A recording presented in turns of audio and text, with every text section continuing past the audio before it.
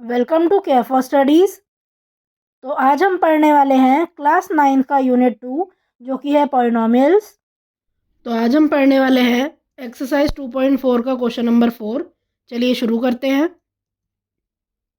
देखो, इस क्वेश्चन में हमें फैक्टराइज करना है और सबसे पहले 12x² - 7x + 1 इसे हमें फैक्टराइज करना है। तो देखो, फैक्टराइज आप दो तरह से कर सकते हो, या तो आप फैक्टर थ्योरम यूज़ कर सकते हो या आप मिडल टर्म स्प्लिट भी यूज़ कर सकते हो। पर जब भी आपके पास क्वाड्रेटिक इक्वेशन हो तो उसमें मिडल टर्म स्प्लिट यूज़ करना ज़्यादा इजी रहता है, ज़्यादा कन्वीनियंट रहता है। तो देखो, वही मैं यहाँ करने वाली हूँ। अब आप क्या करोगे, आप ये जो यहाँ ये मिडल टर्म है इसे कुछ इस तरह स्प्लिट करोगे कि प्लस या माइनस करके तो क्या आए -7 और मल्टीप्लाई करके आए 12। ठीक है, अब देखो मल्टीप्लाई करके 12 क्यों आए, हमें इन दोनों का प्रोडक्ट लेना होता है जो कि क्या है 12, तो मल्टीप्लाई करके ये आना चाहिए। अब देखो, मैं 12 के फैक्टर बनाती हूँ। 12 के क्या फैक्टर होते हैं, कुछ इस तरह से आप बना लोगे, है ना। तो देखो 12 को अगर मैं लिखूं तो 2 × 2 × 3 × 1 लिख सकती हूँ। अब यहाँ इसे रीअरेंज अगर मैं करूँ, देखो एक फैक्टर अगर मैं 4 लूँ और एक फैक्टर अगर मैं 3 लूँ तो देखो 4 और 3 से 7 बन सकता है। अब देखो कैसे बनाऊँगी, मैं 4 और 3 पॉजिटिव के ना लेकर अगर मैंने -4 और -3 लिया, देखो इनका प्रोडक्ट भी क्या आ रहा है, इन दोनों का प्रोडक्ट 12 आ रहा है और इनको जब मैं जोड़ूंगी तब क्या आएगा, -7 आएगा। इसीलिए मैं ये दो नंबर ले लेती हूँ और -7x को कैसे स्प्लिट करूँगी, मैं कुछ इस तरह से स्प्लिट कर लूँगी। देखो अब क्या करोगे, इसके बाद आप कॉमन लोगे, पहले दो टर्म में कॉमन ले लोगे। क्या कॉमन आ रहा है, आप देख सकते हो 4x कॉमन आएगा, है ना। मैं यहाँ एक बार आपको बताती हूँ 12x² कैसे बनता है। 2 × 3 × 2 × x है ना। और 4x कैसे बना है, ये बना है 2 × 2 × x। तो देखो कॉमन क्या है, एक 2 कॉमन, एक यहाँ दूसरा 2 भी कॉमन और एक x कॉमन, तो मतलब टोटल इनमें कॉमन है क्या, इनमें 4x कॉमन है ना। और अगर 4x कॉमन आ गया तो 12x² में क्या बच जाएगा, 3x बचा। तो यहीं आप देख सकते हो 3x लिखा हुआ है यहाँ पर, है ना, और 4x मैंने बाहर निकाल लिया। और यहाँ पर -4x में से जब 4x बाहर आया तो सिर्फ क्या बचा, -1। अब आप क्या करोगे, ये जो ये वाली टर्म है, बाकी की जो दो टर्म है उसमें से आप क्या करोगे, -1 कॉमन निकालोगे। और -1 कॉमन निकालते ही क्या आ जाएगा, यहाँ पर इसका साइन चेंज हो गया, ये -3x से 3x हो गया और ये +1 से -1 हो गया। अब देखो जब हम कॉमन यहाँ निकालेंगे तो ये ध्यान रखेंगे कि जो यहाँ पर और यहाँ पर जो कॉमन लेने के बाद आपके जो फैक्टर बचे हैं वो सेम हो, है ना, ये हमें ध्यान रखना है। मैं चाहती तो मैं इस वाली टर्म में से, ये वाली जो टर्म है 3x, ये वाली, इसमें से मैं +1 भी कॉमन ले सकती थी, पर मैंने +1 कॉमन नहीं लिया क्योंकि +1 कॉमन लेकर 3x -1 नहीं आ रहा था, मतलब वो चीज़ नहीं आ रही थी जो यहाँ ऑलरेडी अंदर आ चुकी है। तो इसीलिए मैं क्या करूँगी, मैं यहाँ -1 कॉमन लूँगी जिससे 3x -1 दोनों में कॉमन आ जाए और मैं इसे ओवरऑल कॉमन ले लूँ कुछ इस तरह से। और 3x -1 जब मैंने ओवरऑल कॉमन ले लिया तो उसके बाद क्या बचेगा, 4x -1 बचेगा, जो मैंने यहाँ सेकेंड फैक्टर लिख लिया। तो इसीलिए यहाँ इसके दो फैक्टर आ गए, एक है 3x -1 और एक है 4x -1। नेक्स्ट देखो, 2x² + 7x + 3, इस पॉलिनॉमियल को मैं फैक्टराइज करना है। तो देखो यहाँ पर स्टार्टिंग की और एंडिंग की जो आपके पास टर्म है वो तो एज इट इज़ रहेगी। ये बीच वाली टर्म, क्योंकि हम मिडिल टर्म स्प्लिट कर रहे हैं तो इसको हम चेंज करेंगे, है ना, इसे स्प्लिट करेंगे। तो देखो क्या करेंगे, हम कुछ इस तरह से इसे स्प्लिट करेंगे कि जब हम प्लस या माइनस करें तब तो आंसर क्या है, तब तो आंसर आए 7, है ना। और मल्टीप्लाई करने के बाद क्या आए, मल्टीप्लाई करने के बाद आए ये 2 और 3 का प्रोडक्ट, है ना। 2 और 3 का प्रोडक्ट मतलब मल्टीप्लाई करने के बाद आना चाहिए 6। तो अब देखो 6 के हम फैक्टर बनाएंगे, क्या होते हैं, 2 3 ज़ा 6, 3 1 ज़ा 3। इस तरह फैक्टराइज करके 6 को क्या लिख सकते हो, 2 × 3 × 1, ये आप लिख सकते हो।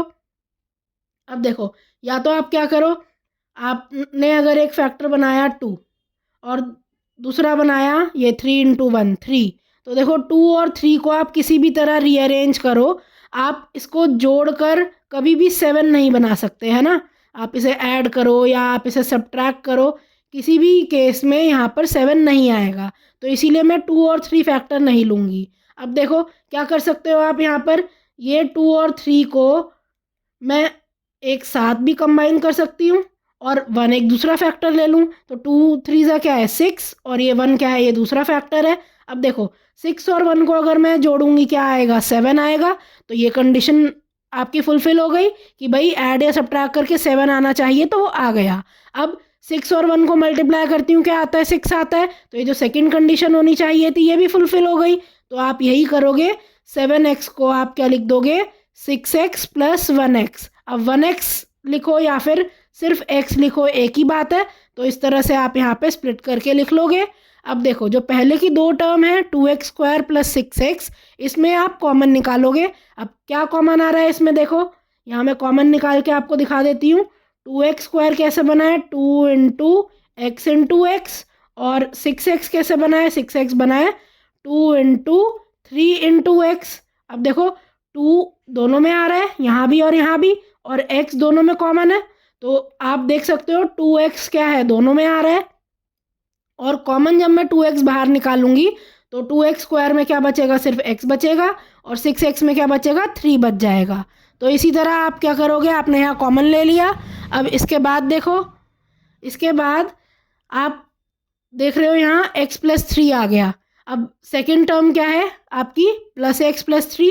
अब यहाँ से क्या करूँगी मैं प्लस 1 बाहर कॉमन ले लेती हूँ। तो यहाँ अंदर यहाँ भी क्या बचेगा, x प्लस 3 बचेगा। अब क्योंकि यहाँ दोनों में आप देख रहे हो x प्लस 3 कॉमन है ना, तो आप ये ओवरऑल बाहर निकाल के लिख सकते हो। और आंसर क्या आ जाएगा आपका यहाँ, x प्लस 3 और 2x प्लस 1। तो इस तरह से आप कॉमन ले लोगे और क्या करोगे, आपने इस पूरे पॉलिनोमियल को दो फैक्टर में स्प्लिट कर लिया। नेक्स्ट देखिए 6x square plus 5x minus 6, इसे फैक्टराइज करना है। तो यहाँ भी आप क्या करोगे, ये जो बीच वाली टर्म है इसमें ये जो 5x है इसे स्प्लिट करोगे। और देखो स्प्लिट आप कुछ इस तरह करोगे कि प्लस या माइनस करके तो क्या आए 5 आए, और मल्टीप्लाई करके क्या आए, मल्टीप्लाई करके आए 6 मल्टीप्लाइड बाय माइनस 6, है ना। ये है जो कि क्या है, माइनस का 36। अब देखो क्या करोगे आप, सबसे पहले तो 36 के फैक्टर निकालो। 36 के क्या फैक्टर होते हैं, 36 को देखो आप क्या लिख सकते हो, 2 से अगर करोगे तो 18 आएगा। उसके बाद 2 से करोगे तो 9 आएगा। फिर 3 से डिवाइड करोगे तो 3 आएगा, एंड देन 3 1 ज़ा। अब इसके बाद देखो 36 को आप क्या लिख सकते हो, 36 is equal to 2 into 2 into 3 into 3 into 1, ये आप लिख सकते हो। अब इन फैक्टर्स को कुछ इस तरह आपको रीअरेंज करना है कि क्या आए 5 आए, और मल्टीप्लाई करके क्या आए -36। अब देखो क्या करोगे आप, सबसे पहले आप क्या करो, यहाँ फैक्टर बनाओ। एक बार मैं क्या कर रही हूँ, चलो 2 और 2 को मैंने एक साथ कर लिया, और बाकी ये 3 इंटू 3 इंटू 1 को एक साथ कर लिया। क्या बना, ये 2 2 ज़ा होता है 4, और 3 3 ज़ा क्या होता है 9। अब देखो यहाँ पर इन दोनों को जब आप, अब यहाँ देखो अभी तो इन दोनों को मल्टीप्लाई करके भी क्या नहीं आ रहा, मल्टीप्लाई करके भी अभी -36 नहीं आ रहा, है ना। अगर आपको नेगेटिव लाना है तो आपको क्या करना पड़ेगा, किसी एक नंबर पे क्या करना होगा, आपको माइनस लगाना पड़ेगा, है ना। तो देखो आप या तो क्या कर लो, या तो आप -4 ले लो और 9 ले लो, या तो आप क्या कर लो, आप 4 ले लो और -9 ले लो, है ना। क्योंकि आपको प्रोडक्ट में नेगेटिव चाहिए, इसीलिए आपको अपने फैक्टर्स में भी किसी एक पे नेगेटिव लाना पड़ेगा। अब देखो आपने अगर फैक्टर ले लिया -4 और 9, तो देखो -4 और 9 लिया, तो देखो -4 प्लस 9 अगर आप करोगे तो क्या 5 आ रहा है, बिल्कुल हाँ, इन्हें ऐड करके आ रहा है +5, है ना। और इन्हें मल्टीप्लाई करके क्या -36 आ रहा है, बिल्कुल -36 आ रहा है। तो इसीलिए ये जो दो फैक्टर है -4 और 9, ये इस कंडीशन को पूरा कर रहे हैं कि प्लस माइनस करके 5 आना चाहिए और मल्टीप्लाई करके माइनस का 36 आना चाहिए। तो आप क्या ले लोगे, आप यहाँ पर यही फैक्टर कर लोगे, है ना। मैंने क्या किया है, 9x प्लस का लिया है, और जो 4 वाली टर्म आप देख रहे हो माइनस की ली है ना। तो आप इसको इस तरह भी लिख सकते हो जैसे मैंने यहाँ लिखा है, या फिर आप इसको 6x square -4x plus 9x minus 6, ये भी लिख सकते हो। एक ही बात है और कॉमन निकाल के एक ही आंसर आएगा, ठीक है। अब देखो क्या करोगे, जो मैंने यहाँ लिखा है 9x माइनस 4x, इसको अब आप नेक्स्ट जब आप इसे सॉल्व करोगे तो 6x² प्लस 9x में से क्या कॉमन आएगा, यहाँ से 3x कॉमन आ जाएगा और बचेगा क्या, 2x प्लस 3। और जो नेक्स्ट टर्म है वहाँ से मैंने -2 कॉमन लिया, तो यहाँ भी क्या बचा है, 2x प्लस 3। अब ये 2x प्लस 3 दोनों जगह कॉमन है, तो इसे ओवरऑल कॉमन लोगे तो 3x माइनस 2 बचेगा, जो कि दूसरा फैक्टर होगा। इस तरह से हमने इसे फैक्टराइज कर लिया है। देखिए जो लास्ट पार्ट है वो है 3x² माइनस x माइनस 4। अब इस पॉलिनोमियल को भी मैं यहाँ मिडिल टर्म स्प्लिट से ही फैक्टराइज करूँगी। देखो अब यहाँ आप देख रहे हो जो मिडिल टर्म है वो क्या है, -x। -x मतलब अगर x का मैं आपसे कोएफिशिएंट पूछूं तो क्या होगा, देखो x के आगे सिर्फ माइनस लगा है यहाँ, तो x का कोएफिशिएंट क्या होता है, -1, है ना, -1 हो जाएगा।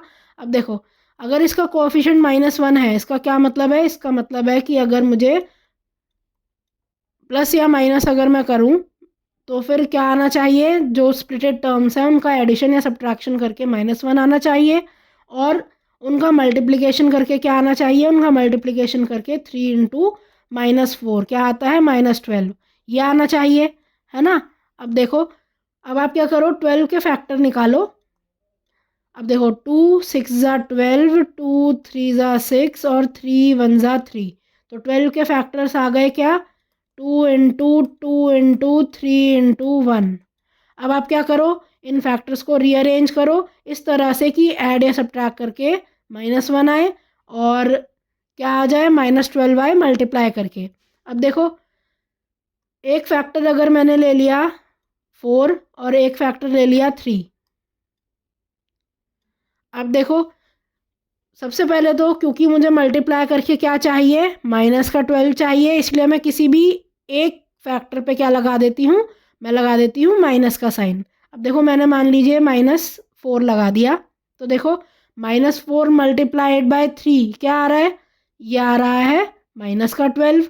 अब चेक करो क्या इन्हें ऐड या सब्ट्रैक्ट करके -1 आ रहा है, तो बिल्कुल देखो -4 में अगर मैं 3 ऐड कर दूँ तो क्या आएगा, -1 आएगा। आप इस -x की जगह -4x प्लस 3x लिख सकते हो, या फिर आप इसे 3x माइनस 4x भी लिख सकते हो, एक ही बात है ना। तो देखो आप इसी तरह इसे स्प्लिट कर लोगे। आप देख रहे हो -x की जगह मैंने क्या लिखा है, 3x माइनस 4x। अब देखो स्टार्टिंग की जो दो टर्म है 3x² प्लस 3x, इसमें से 3x कॉमन निकल रहा है और अंदर क्या बच रहा है, x प्लस 1। अब यहाँ देखो जो नेक्स्ट दो टर्म्स हैं, यहाँ पर आप देख रहे हो अगर आप -4 कॉमन निकाल दोगे तो x प्लस 1 बच रहा है ना। ये जो साइन है दोनों के, यहाँ -4x में से जब 4 आप -4 बाहर निकालोगे प्लस का x बचेगा, ऐसे ही -4 में से जब आप बाहर निकालोगे -4 तो क्या बचेगा, प्लस का 1 बचेगा, है ना। तो इस तरह से आप इसे कॉमन निकाल लोगे। अब देखो x प्लस 1 यहाँ भी है और यहाँ भी है, तो दोनों में से आप क्या कर सकते हो, ओवरऑल कॉमन निकाल सकते हो। और जब ये ओवरऑल कॉमन निकला x प्लस 1 तो अंदर क्या बचेगा, 3x माइनस 4, तो ये दूसरा फैक्टर हो गया। इस तरह से आप मिडिल टर्म स्प्लिट इसका भी कर लोगे। So thank you for watching. आज की क्लास के लिए बस इतना ही। अगर आपको ये वीडियो पसंद आई हो तो इसे लाइक करें, इसे शेयर करें और हमारे चैनल को सब्सक्राइब करें and hit the bell icon, जिससे हम जब भी एक नई वीडियो डालें तो उसका नोटिफिकेशन आप तक सबसे पहले पहुंचे। Thank you. आप अपने डाउट्स, सजेशंस और आपको जिस भी टॉपिक पर वीडियो चाहिए हमें कमेंट करके बताएं।